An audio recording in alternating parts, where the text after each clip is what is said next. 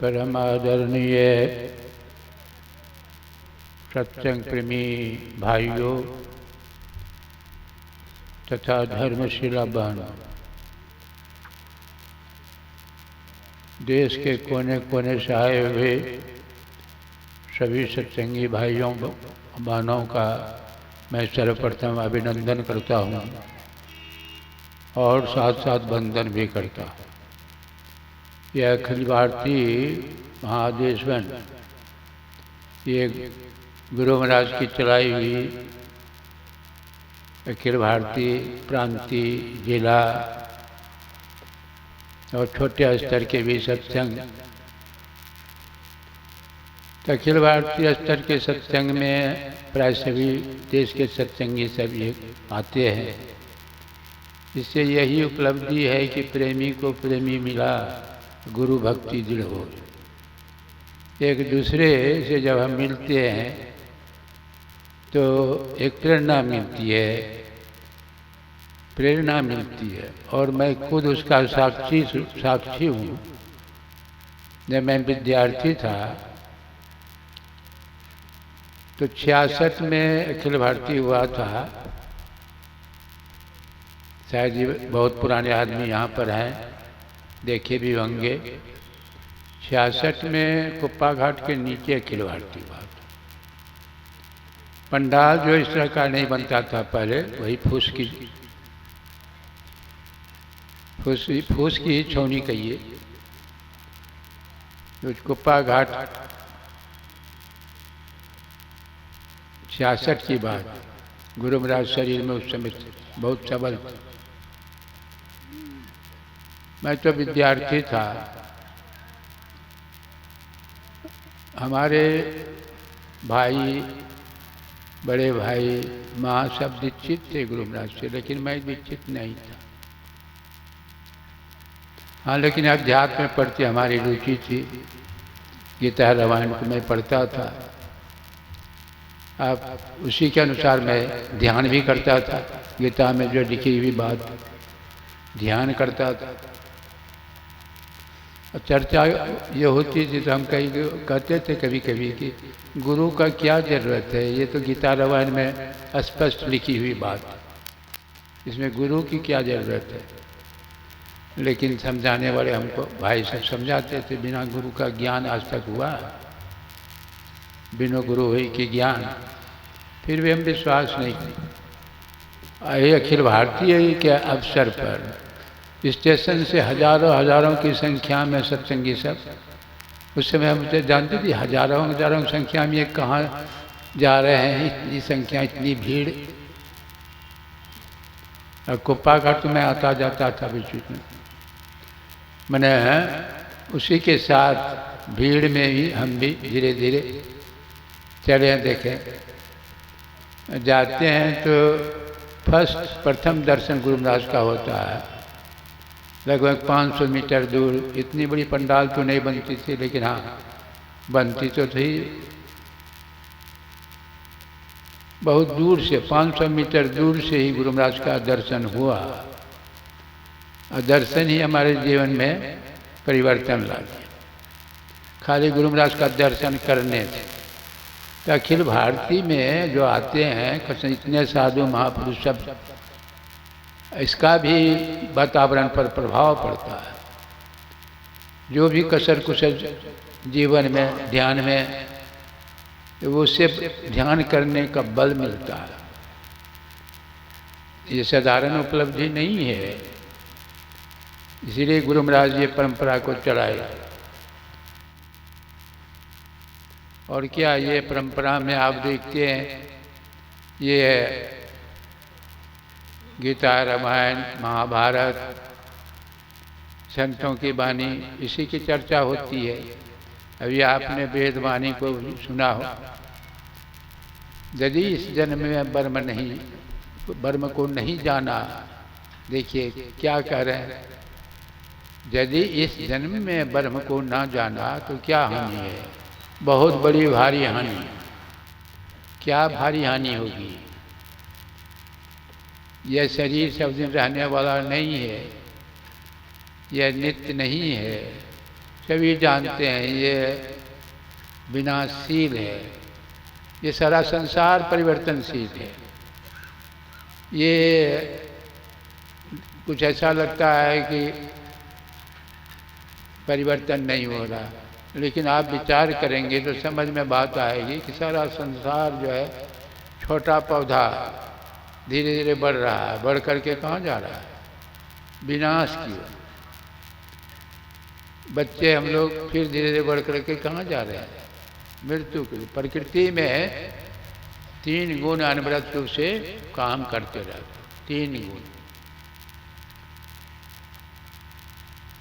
रजोगुण का काम है पैदा कर देना, सतोगुण का काम है पालन करना, पोषण करना, और तमोगुण का काम है विनाश कर देना। ये 3 गुण अनवरत रूप से काम कर रहे हैं। जन्म रजोगुण जो है पैदा करना,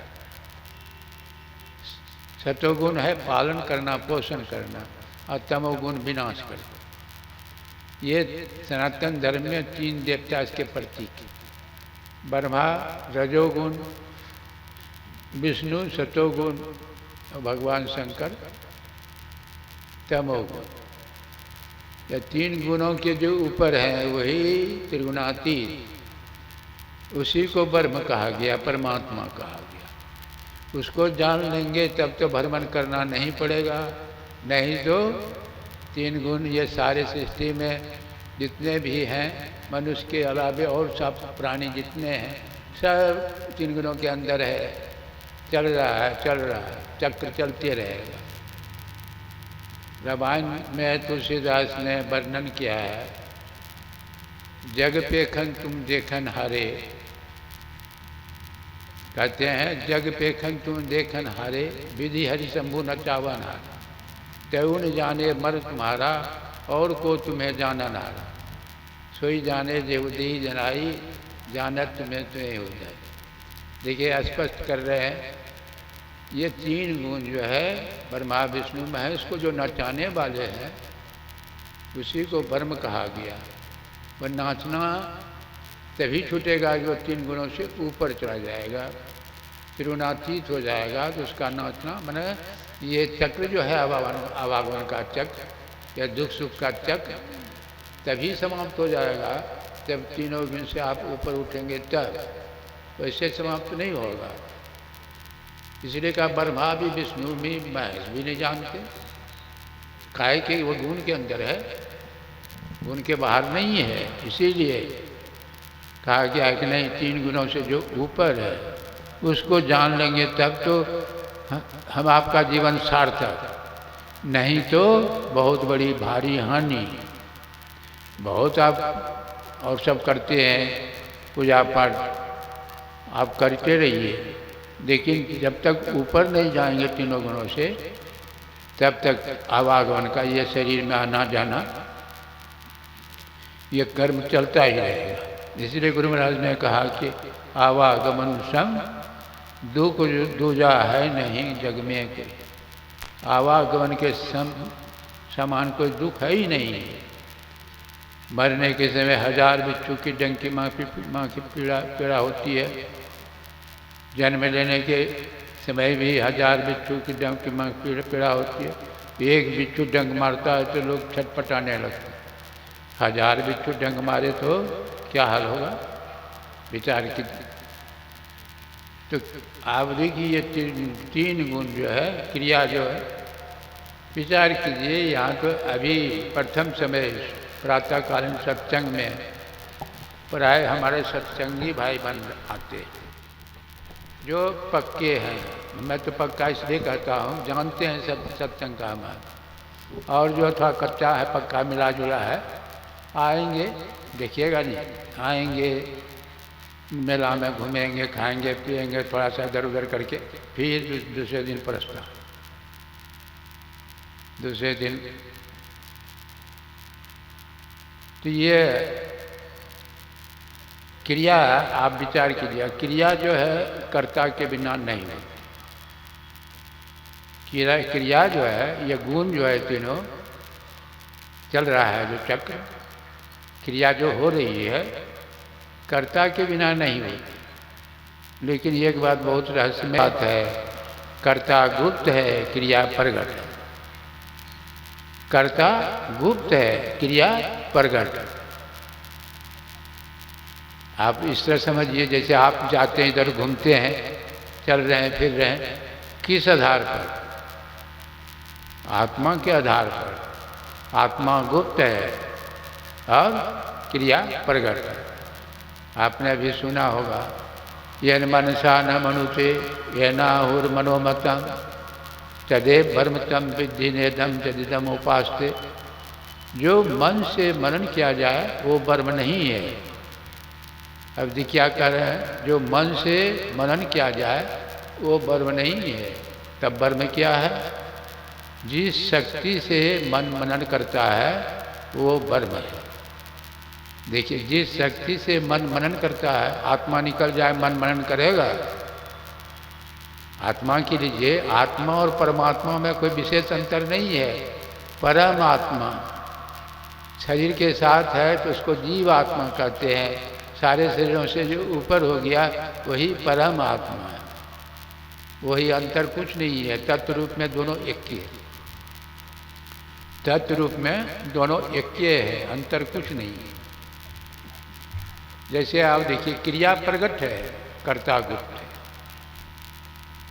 आप अपने ते विचार कीजिए, जैसे पंखा नाच रहा है। पंखा नाच रहा है किस आधार पर? बिजली के आधार पर। बिजली दिखाई पड़ती है? नहीं। क्रिया, पंखा नाच रहा है, उस वही क्रिया, क्रिया के आधार पर वो बिजली का वो जो गुप्त है, अव्यक्त है, उसका बोध होता है। कर्ता के बिना क्रिया नहीं हो सकती। क्रिया के आधार पर कर्ता का बोध होता है। तो आप जहाँ जाते इधर उधर करते हैं, वह शक्ति हम आपके अंदर में काम कर रही, वह शक्ति सारे सृष्टि में काम कर रही है। ये पृथ्वी घूम रही है, तारे ग्रह ग्रह सब घूम रहे हैं। किस आधार पर घूम रहे हैं? क्या बुद्धि यह नहीं कहती कि ये कोई घुमाने वाली शक्ति है? बिना अच्छे का कुछ लोग जो कहते हैं कि परमात्मा है, ये नहीं है। परमात्मा हाथ पैर बड़ा आदमी है, ऐसे विचार के अभी लोग हैं, अभी हैं, जिसको नास्तिक कहते हैं, आस्तिक कहते हैं। नास्तिक अभी तक उसको ज्ञान यह नहीं है ईश्वर नाम की कोई चीज़ है। आस्तिक कहते हैं नहीं, ईश्वर नाम है नहीं, ज्ञान नहीं। तो अपने से ही विचार करो नहीं कि शरीर में कुछ है कि नहीं, जिसके आधार पर क्रिया हो रही है। वही तो सारे सृष्टि में समष्टि चेतन और व्यष्टि चेतन। व्यष्टि चेतन शरीर के अंदर, घेरे के अंदर, और समष्टि चेतन संसार, प्रकृति के पार, प्रकृति पार प्रभु सब भगवान। उदाहरण दिए हैं किस तरह। नचिकेता के संबंध में कहानी सुने होंगे, जब जमराज के यहाँ उनके पिता ने बड़ा क्रोध में आकर जमराज को दान कर दिया। इसलिए अधिक क्रोध में पिताजी उनके जो है बूढ़ी बूढ़ी गाय दान करते थे, जग हुआ था, बूढ़ी गाय ब्राह्मण सबको दान करते थे। और नचिकेता बालक पिताजी को कहा कि पिताजी आप बूढ़ी गाय क्यों दान कर रहे हैं? तो सुखी है, घास नहीं खाती है, दूध कहाँ से देगी, क्या फायदा? पिताजी उसको ध्यान नहीं दिए। फिर कहे कि फिर कह देते हैं कि ये बूढ़ी गाय दान कर। 2-3 दफ़े कह दिए तो जानते हैं लकड़ी को छीलने से चिकनी हो जाती है, बात को अति करने से रुखड़ा, बात से विवाद, विवाद से झगड़ा, क्रोध, मारपीट से। क्रोध में आकर के साफ दीजिए कि जाओ, तुम सबसे हमारे प्रिय हो, तुमको मैं जमराज को दे दिया दान। वो बालक इतना थे कि चले गए जमराज। जमराज वहाँ घर पर थे नहीं। 2 दिन 3 दिन भूखे प्यासे रहे, भूखे प्यासे। जमराज आते हैं तो देखते हैं ब्राह्मण बालक हमारे दरबार पर भूखे प्यासे खड़े हैं। इनको दुख हुआ तो यमराज कहते हैं देखो हमको तो दुख, हमारे दरवाजे पर खड़े रहे 3 दिन भूखे प्यासे, मैं तुम पर खुश हूँ, 3 वरदान मांगो। 3 वरदान देने के लिए मैं तैयार हूँ। पहला वरदान में वही मांग लेते हैं कि पिता घर जाएंगे वापस नहीं तो पिताजी प्रेम से गले लगा ले, न क्रोध में नहीं दिए थे आज, एवं अस्तु। दूसरा वरदान मांगो, स्वर्ग के संबंध बताइए, स्वर्ग नरक के संबंध में कुछ बता दिए यमराज। और तीसरा वरदान मांगो, तब आत्मा क्या है। जैसे कहा कि आत्मा क्या है तो यमराज तो घबराने लगे कि ये छोटा बालक ये आत्मा के संबंध ये पूछ रहा है। अरे ये क्या पूछते हो, बड़े बड़े ऋषि मुनि तो दिमाग चकरा जाता है, नहीं जान पाता, ये तुम क्या पूछ रहे हो। तुम ये सब मत पूछो, तुम जितना दिन रहना चाहते हो संसार में उतना दिन तुम रह सकते हो, वरदान देता। जितना जो है ऐसा राम की चीज़ें जो भी चाहिए सब देने के लिए तैयार है, संसार का राजा बना सकता। कहा नहीं, जब ऋषि मुनि नहीं जानते हैं। मैंने कितना था वह बच्चा, भक्त प्रहलाद ध्रुव सब बच्चे थे देखिए। तो अंत में यमराज को कहना पड़ा, वायुरते को भूमनम प्रविष्टो रूपम रूपम प्रतिरूपो वह एकस्ता सर्वतंत्रात्मा रूपम रूपम प्रतिरूपो वैश्य। देखिए क्या उदाहरण दे रहे हैं क्या। जैसे हवा फुटबॉल में देते हैं, साइकिल के चक्के में देते हैं, मोटर के पहिए में देते हैं, बैलून में देते हैं, बैलून लगा तो जैसा अच्छी है फुटबॉल गोल है, हवा गोल रूप धारण कर लेती। चक्राकार तो चक्राकार, लंबा है बैलून तो लंबा का। तो क्या हवा गोल है कि लंबा है चक्रा। नहीं, सर्वरूपी हो कहते और अरूपी। गुरु महाराज क्या कहते हैं, सर्वरूपी हो कहते और अरूपी हो, सभी रूपों में है इसलिए सर्वरूपी। ये सारा संसार जो है सृष्टि ये परमात्मा का व्यक्त रूप है। ये सारा संसार चर अचर रूप हरि, यह व्यक्त सत्ता से वह नहीं रहती, यह भाषित नहीं हो। जार सुसप्तता से जलमाया भाष सती मोस आया, वह नहीं रहे ये संसार भी नहीं रहे। ये सारा संसार जो है ये सिया राम मैं सब जग जानी, करो प्रणाम जोड़ जोग। सिया राम मैं, सिया राम मैं का मतलब क्या हो गया। कहीं खाली है, जैसे इस क्षेत्र में नेपाल बांध टूटता है तो जलमय हो जाता है, माने जल ही जल के अलावे कुछ नहीं। उसी तरह ब्रह्म के अलावे कुछ नहीं, ब्रह्म के अलावे कुछ नहीं। सिया राम मैं व्यक्त, अव्यक्त जो भाषित होता है अव्यक्त। जासु सप्तता ते जड़माया भास सती मोस, ये जो है अव्यक्त पर ही यह है व्यक्त भाषित होता है। इसलिए कहा कि वह सर्वाधार है, सबका आधार। जो सबका आधार होगा वह कैसा होगा, विचार करिए वह कैसा होगा। तत्व रूप में जो ये कह, लेकिन होगा कैसा। देखिए 5 तत्वों का ये संसार की बात देख लीजिए पहले। ये 5 तत्वों का आधार है आकाश।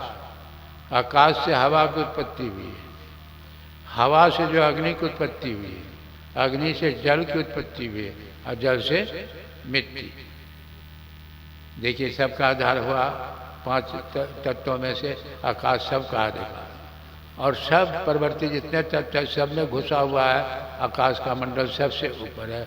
इसलिए सृष्टि जितने परमात्मा के संबंध में तुलसीदास ने क्या कहा, नव सतकोटि अमित अवकाशा, 100 करोड़ आकाश। ऐसा आकाश जो है 100 करोड़ जिसमें अट जाए वही है परमाकाश के। वही तो आकाशवश हुआ कि नहीं। आप देखिए जितने परिवर्तित तत्व है